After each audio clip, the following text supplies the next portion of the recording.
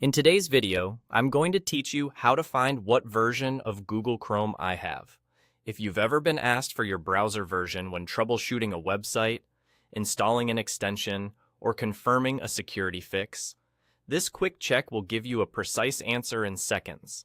First, look to the very top right corner of your Chrome window.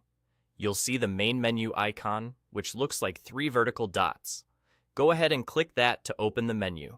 This is the same spot on Windows, Mac OS, Linux, and Chrome OS, and the icon may be labeled as Customize and Control Google Chrome when you hover over it. If your window is narrow, the menu still sits at the far right of the toolbar, just past the address bar and any extension icons.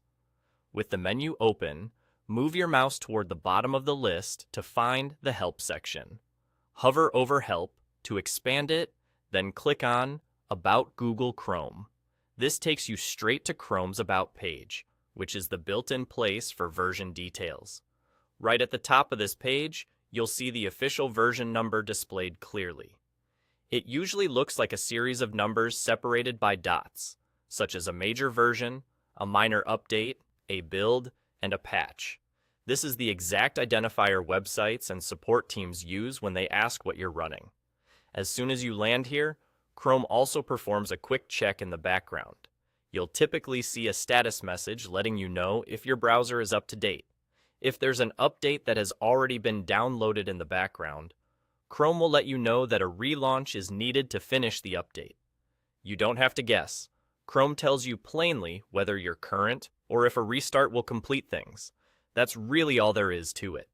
By opening the menu, going to Help, and selecting About Google Chrome, you've reached the most reliable source for your exact version number, plus an instant health check on whether your browser is current.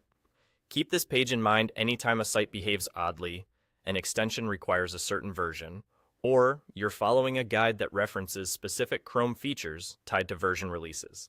Now you know exactly what version you're using. You're all set? Done.